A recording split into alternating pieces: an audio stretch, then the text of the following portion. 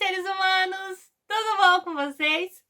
Eu sou Morgana, professora de História, esse aqui é o História de Noah, e hoje eu vou te dar umas dicas do que fazer no seu primeiro dia de aula. Vamos lá? Roda a vinheta que a gente já começa!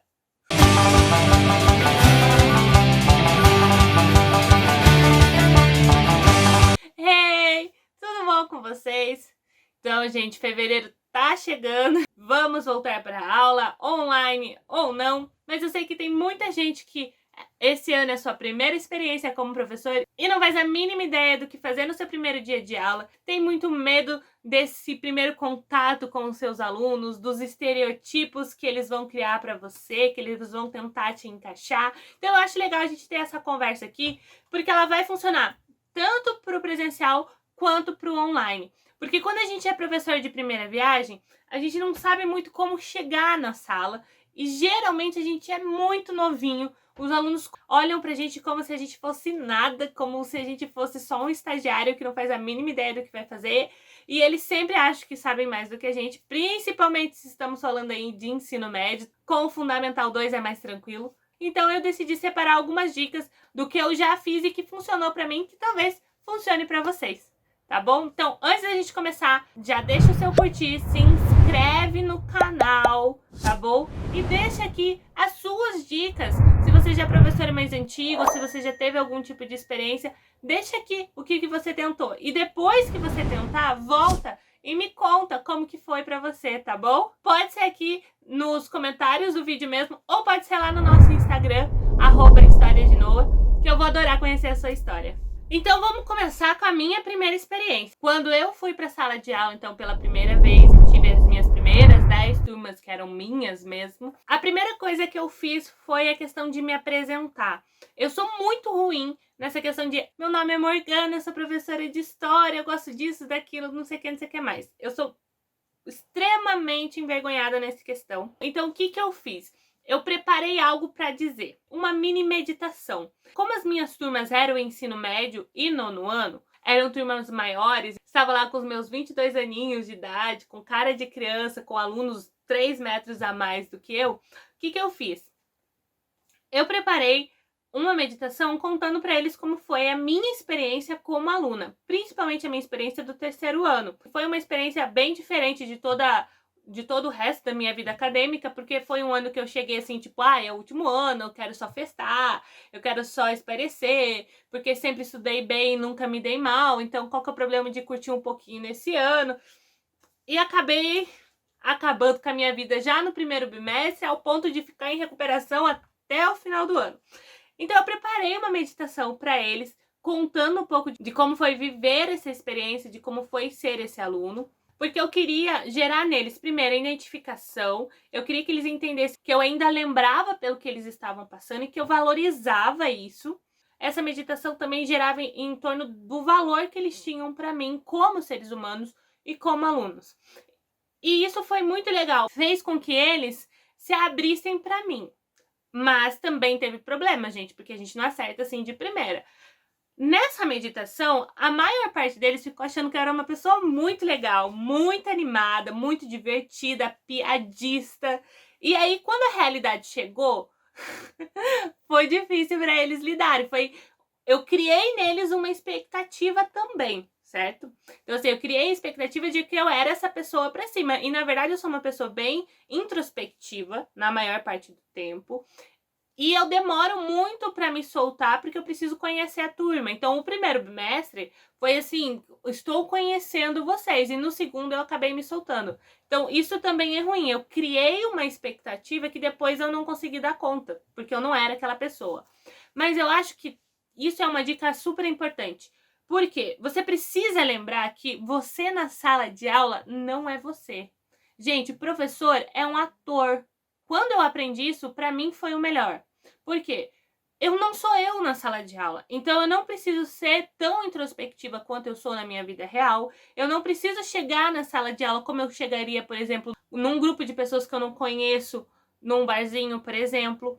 Eu posso chegar de outras formas, eu posso assumir o personagem da professora Morgana, que pode ser uma pessoa mais aberta, mais tagarela, que faz algumas piadas, E isso é super importante, você está aberta a essa possibilidade. Então, assim, quando eu aprendi que eu podia ser um personagem ali dentro, era muito mais fácil para mim, por exemplo, pensando que a nossa aula é história, então você tem muito desse estigma de ficar falando muito tempo, então você precisa dar uma descontraída, fazer umas piadas e tudo mais, e eu não sou uma pessoa que consegue fazer piada de mim mesmo, não era. Hoje em dia, eu consigo fazer mais, porque eu consegui entender, não, eu sou um personagem, então eu posso me zoar lá, eu posso pensar em coisas pra fazer de mim a própria piada, pra fazer essa aula mais leve, mais descontraída e chamar a atenção dos alunos e gerar essa aproximação. E por que isso é importante? Porque da mesma forma que os alunos estão chegando com uma expectativa pra mim, eu também fui pra sala de aula com uma expectativa pra eles, certo? Eu fui esperando algo deles e pensando como tinha sido os meus estágios, eu já falei isso aqui antes, todos os meus estágios foram maravilhosos, gente. Eu só peguei turmas perfeitas, turmas que falavam no horário que tinha que falar, que ficavam quietas no horário que tinha que ficar quietas, que participavam, que eram super engajadas, que eram turmas perfeitas. Então eu fui com essa expectativa para eles também. E aí você tem toda a questão de que quando a gente é professor de história, você tem perguntas específicas que você vai ouvir no seu primeiro dia de aula. Professora, você é comunista? Professora, você é feminista? Professora, você é PT ou é Bolsonaro? Professora, você é o tipo doutrinadora? São todas perguntas que é bom você estar preparado. Primeira coisa, não chegue na defensiva, tá bom? Não chegue na defensiva. Faça dessas perguntas oportunidades de conversa, de diálogo, oportunidade de abertura emocional, social, para que os seus alunos comecem a entender que eles podem sim te perguntar as coisas, e dois, que aquele ambiente de sala de aula vai ser um ambiente onde nós vamos poder descobrir conceitos, nós vamos poder descobrir novas experiências, outras realidades juntos, sem uma fala violenta. E essa fala violenta também não pode vir dos professores. Qual que é a sua resposta para se você é comunista? A minha resposta para se você é comunista é nunca responder. É sempre, o que é comunismo para você? Então me dá a sua definição de comunismo primeiro, que daí depois eu te respondo. Então eu sempre falo, tá, mas o que é comunista? O que você quer dizer com isso? Ah, não, professora, você sabe o que eu quero dizer. Não, não sei. Me fala, o que é comunismo para você? Principalmente se eles estão antes do 9º ano. Porque nono ano, até o 9º ano, eles ainda não estudaram comunismo. Eles não sabem, certo? O que é comunismo. Então, do que eles estão falando? Eles estão falando de um imaginário popular social que a gente tem no Brasil, de que, como diz Érico Veríssimo, eu vou até deixar a frase aqui que eu não lembro certinho, hoje a gente tem todo esse imaginário em torno dessa palavra comunista, que é usado pelo pessoal de direita para designar todo mundo que luta por algum tipo de justiça social ou igualdade para as minorias, certo? Então, assim, isso já gera uma conversa também com eles. E se essa pergunta é feita pós 9º ano, ou seja, ali no ensino médio, aí eles já vão trazer conceitos de comunismo que eles viram no 9º ano, então provavelmente dos governos de Stalin e tudo mais. Se eles falam sobre feminismo, a mesma coisa, né? Porque principalmente se a gente é mulher, vai vir com esse negócio, se você é uma feminista escroto, porque feminismo é xingamento para aluno. Então é outra conversa que eu vou ter, tá? O que é feminista? Ah, são aquelas mulheres que saem mostrando o peito na rua e que ficam falando meu corpo, minhas regras, e aí ficam falando que não foi estupro quando ela claramente queria dar pro cara, e esse tipo de coisa. Sim, gente, você vai ouvir esse tipo de absurdo, principalmente se for no pessoal. Geralmente eles dão uma amenizada no virtual, mas esse é o tipo de coisa que você vai ouvir no presencial. Então é outra conversa que você pode gerar. Geralmente eu faço, tá, você tá com crédito no seu celular? Joga no Google, feminismo, definição, ou eu jogo no Google. Falo assim, leia pra mim que tá aí. Tá, então essa é a definição de feminista. Você concorda que as mulheres têm que ter os mesmos direitos que os homens? Ah, eu concordo, então você também é feminista. Então você é mais feminista do que eu até. Aproveitar essas perguntas que vão vir, principalmente pra gente que é professor de história, para gerar esse ambiente de conversa, para que eles entendam que você está disposto a ter esse tipo de conversa. Tem uma dica que eu posso te dar, mas não é uma dica que eu siga. Então eu te conto a dica e eu digo por que eu não sigo. Uma boa dica é você ir com uma roupa neutra, para que eles não criem um personagem para você, que é aquela questão da primeira impressão. Então evitar camiseta de time de futebol, de partido político, de frases de efeito, de super-herói, todas essas coisas que vão gerar algum tipo de enquadramento em algum tipo de estereotipo, para que eles possam estar abertos a conhecer quem você é, sem gerar um personagem antes deles te conhecerem, porque você sabe que isso vai fazer com que eles te reneguem já na primeira aula ou não, e aí vai te dar um trabalho grande fazer com que eles gostem de você depois, porque a gente já teve essa conversa antes, é importante que o aluno goste de você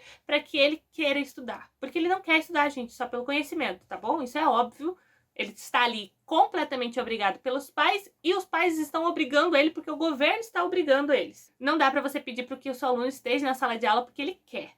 O ideal é que você consiga construir essa relação. Você impedir que ele crie esses papéis para você já na primeira aula é bem legal. Eu geralmente não faço isso. Eu vou vestida da forma que eu sempre vou. Então, eu uso bastante saia e vestido, principalmente início de ano, quando começa as aulas, porque é verão. Eu tenho várias camisetas de super-heróis, então eu também uso. Às vezes, isso é bom, porque também gera identificação. Gera identificação com uma parcela dos seus alunos. Pode gerar preconceito de outras, mas gera identificação de alguns. Então, assim, o que eu diria? Evita partido político, futebol e qualquer coisa que esteja muito em alta de problemática no nosso país atualmente. E qualquer questão que a sua roupa gerar, faça virar conversa, faça virar diálogo. É a primeira aula, você não precisa começar com conteúdo na primeira aula. Então, a primeira aula, tudo que você perceber que gerou neles, traz para conversa, traz para o diálogo. Para mim, pelo menos, numa sala de história, a principal coisa que a gente precisa ter é um ambiente livre para diálogo, para todo mundo se expressar. Outra dica que eu já fiz também é, no primeiro dia de aula, fazer eles se apresentarem. E aí, eu nunca falo para eles se apresentarem, fala seu nome e fala a sua idade, ou o que você quer fazer na faculdade. Que são perguntas muito básicas e que geralmente gera muita angústia neles e que a maior parte dos professores já vai perguntar. O que eu já fiz? Eu falei, gente, fala o nome de vocês, mas já fala sabendo que eu não vou decorar agora, mas já para ir facilitando a minha vida. E me fala o que vocês gostam de fazer. Me fala o que você gosta de assistir, o que você gosta de ler, onde você gosta de sair, o que você gosta de fazer nas suas horas vagas, tá bom? Que assim, quando ele vai falando, ele vai falar, ah, professora, eu gosto do filme tal, eu gosto de ler o livro tal, eu gosto de jogar o videogame tal. E aí você vai comentando, ah, eu gosto desse também, ou você já ouviu falar daquele, ou, ah, eu odiei esse, como que você pode gostar disso? Porque também vai gerando identificação. E aí gera esse diálogo, porque daí os outros alunos vão se conhecendo, eles vão vendo que eles têm gostos parecidos. E eles vão te conhecendo a partir dos comentários que você vai fazendo do gosto deles. Só evita ser muito julgador, tá bom? Não julga muito, faz umas piadas não muito invasivas, porque você ainda não conhece eles, mas cria essa dinâmica. E aí no final, talvez eles vão pedir para você se apresentar também, para você falar as coisas que você gosta, que você não gosta e tudo mais. Mas geralmente isso já ficou bem claro pelos comentários que eu fiz durante a apresentação deles. Se é exatamente a sua primeira vez como professora, eu acho super importante você falar, gente, olha, vocês são a minha primeira turma, ou esse colégio é o primeiro colégio que eu trabalho de forma regular e não estágio. E eu tenho muita coisa que aprender ainda, eu não tenho vergonha de ser professora iniciante, eu estudei para isso, eu já fiz estágios, mas vocês são essa minha primeira experiência como professor e eu gostaria de trabalhar junto com vocês. Eu não tô aqui para falar que eu sei tudo, eu não acho que vai chegar um momento na minha vida que eu vá saber tudo, e eu quero aprender com vocês, eu quero aprender as coisas que vocês têm para me ensinar e eu quero que vocês me deixem conduzir vocês no aprendizado das teorias que eu preciso ensinar para vocês. E eu acho isso super importante, como também dizer a sua idade, para que eles não achem que você é mais nova do que você realmente é. Porque na minha primeira experiência, eu não falei a minha idade até quase um mês depois de aula. Porque eu tinha muito medo de falar para eles que eu tinha 22, que eles iam achar que eu era muito novinha e tal. E aí, quando finalmente um aluno chegou para mim e perguntou qual que era a minha idade, eu falei, eu tenho 22. Dele, o quê?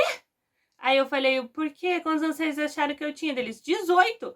E tinha uma aposta na sala de aula e a maior parte dos alunos apostaram entre 18 e 19 anos. Fala a sua idade, não tem problema eles saberem que é a sua primeira experiência profissional. E eu acho que é até interessante para você ter essa conversa com eles sobre o ambiente profissional, sobre como é ser a pessoa que está chegando ali. Principalmente se você está no ensino médio, que alguns deles já estão tendo essa experiência, é bom você chegar e falar, olha, você está chegando como estagiário lá, imagina se fosse você no meu lugar. Você gostaria que as pessoas que são mais experientes te tratassem assim só porque é a sua primeira experiência de trabalho? Porque você vai chegar num lugar não sabendo, e isso não é ruim, é bom. Porque é um novo sangue, novas ideias, novas formas de fazer aquilo. E aí você pode ter essa conversa com eles sobre o ambiente profissional, sobre como se comportar profissionalmente. Eu gosto bastante de tratar meus alunos dessa forma profissional para que eles entendam, esse aqui é o meu local de trabalho. Eu não sou babá de vocês, eu não sou mãe de vocês, eu não sou tia de vocês, eu sou professora de vocês, eu estou trabalhando e vocês não estão trabalhando, mas vocês estão no meu ambiente profissional. Por quê? Porque quando algumas questões de convívio acontecerem mais pra frente, eu digo pra eles, isso foi inapropriado. Acontece bastante, principalmente quando você é novo, do aluno dar essa confundida e dar uma sexualizada ali na situação. Então, eu já passei por isso, de aluno dar em cima de mim, e já vi vários colegas meus, homens, serem assediados dentro de sala de aula pelas alunas do ensino médio, ou do fundamental, às vezes até. É bom você ter essa conversa mais profissional com eles, esse aqui é meu ambiente profissional, para que quando esse tipo de situação aconteça, porque vai acontecer, para você poder chegar e se posicionar de uma forma que eles entendam. Comigo sempre acontecia assim, professora, você tá bonita hoje. E você sabe que é aquele bonita diferente. Eu geralmente ficava sem graça, virava pra pessoa e falava, inapropriado, mas ok, eu aceito. E aí já se ligava e não fazia esses comentários de volta, entende? Você ir construindo com eles esse ambiente profissional, para que eles consigam separar. Porque quando você é muito novo, eles têm essa ideia de que você vai virar um amigão. E aí eles vão passando dos limites. E eles vão te desrespeitando com o passar do tempo. Então, sempre deixar esse limite de que, por você ser mais novo, você consegue se identificar com eles. Você ainda lembra de como é ser um adolescente. Mas, ao mesmo tempo, você tá ali como um professor. Então, você precisa ser respeitado como um professor. E você precisa respeitá-los também. Isso é muito importante. Tem essas diferenças, né, entre médio e fundamental. Então, geralmente, o médio fica com essas perguntas, assim, de comunismo, feminismo, essas questões de idade. E o fundamental fica mais com essa questão de apresentar, de levar jogos para o fundamental. Eu gosto bastante de jogos de mímica, jogos culturais. Por exemplo, eu gosto bastante de fazer, tipo, uma imagem e ação. Então, em vez de se apresentar, separar em 2 grupos e fazer um jogo, por exemplo, que é o jogo de palavras em português, que em Portugal tem um sentido diferente. Então, eu dou para eles o sentido que é em Portugal, e aí eles têm que fazer essa mímica. Por exemplo, eles pegam o papelzinho e tá escrito rapariga. Aí vai vir escrito o significado. Rapariga, em Portugal, significa menina moça. Né? Porque você usa bastante essa palavra rapariga lá pro Nordeste, se eu não me engano, é mais no sentido de piriguete. Mas aí vem assim, rapariga em Portugal significa menina moça. E aí eles vão ter que fazer, então, a mímica do significado, que é moça. Então eles vão ter que ficar fazendo a mímica de moça até os outros descobrirem. Eu acho que é um jogo legal, porque você tem toda a questão cultural, toda a questão de apresentar uma outra cultura, daí você tem a curiosidade histórica que você pode trazer das palavras e tudo mais, e faz com que eles se soltem também.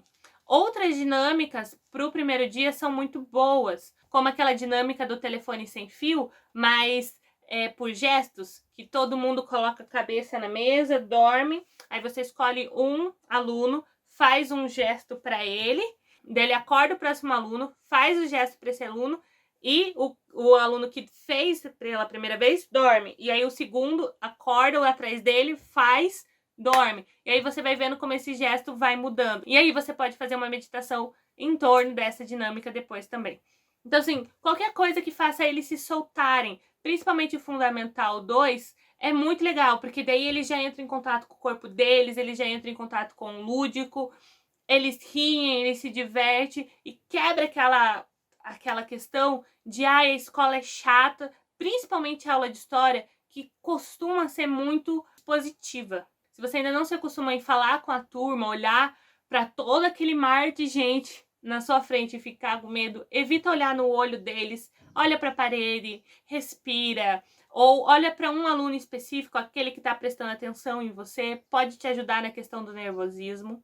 Outra coisa que pode facilitar bastante o seu diálogo com os alunos é a questão da mudança de voz, de fazer pequenas encenações. Lembra que eu falei que você é meio um ator? Então, o YouTube ele é muito bom para isso, quando você vê aqueles youtubers, principalmente aqueles que os seus alunos seguem, que são aqueles com milhões de visualização, que você não faz a mínima ideia do porquê tem, e é vídeo de nada sobre nada. Então, esses, eles geralmente fazem essas mudanças de voz e, ai meu Deus, eles dão aquela exagerada e aquelas encenações. E é legal você acompanhar esse tipo de youtubers para você pegar esses gestos também, para você conseguir fazer isso em sala de aula, porque é um tipo de coisa que descontrai, principalmente com o Fundamental 2. Tem professores que costumam fazer aqueles acordos de início de aula, então você fazer como uma lista de regras quando você inicia a aula. Então fala, gente, vamos fazer as regras da sala, do que pode e o que não pode fazer aqui nessa sala de aula. Só que não é você que vai dar as regras, né? Eles vão dar. Então,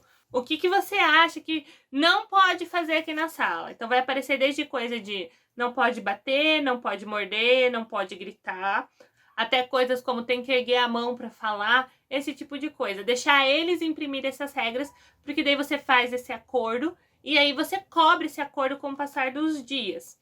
O ideal é que não tenham muitas regras, porque senão você e nem a turma vai lembrar. E é importante que eles lembrem.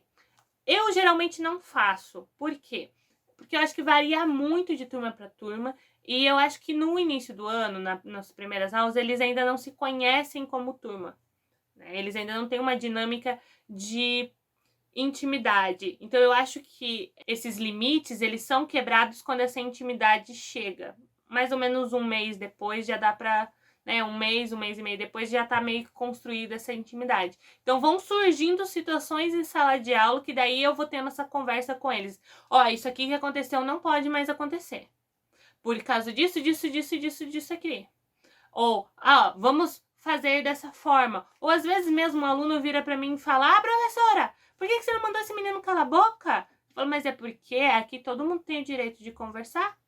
Todo mundo pode falar, por mais que você não concorde. Entende? Então, eu gosto de ter essa conversa conforme vai acontecendo. Mas tem professores que preferem já no primeiro dia de aula. Já tem as regras que gostaria de colocar em prática e já coloca desde o primeiro dia de aula. Então, você vê o que funciona para você. E aí você escolhe. São basicamente essas dicas, gente. Então, deixa nos comentários o que você gostou, o que você não gostou. Se você tem mais dicas, se você já tem mais experiência, deixa aqui, eu vou adorar saber. Se você tem mais ideias de dinâmicas e brincadeiras, também deixa aqui, que é muito legal compartilhar esse tipo de coisa, gente. Tá bom? Beijinhos! Até a próxima quinta. Não esquece de deixar o seu curtir e se inscrever no canal também, ok? Beijinhos! Até a próxima quinta. Tchau!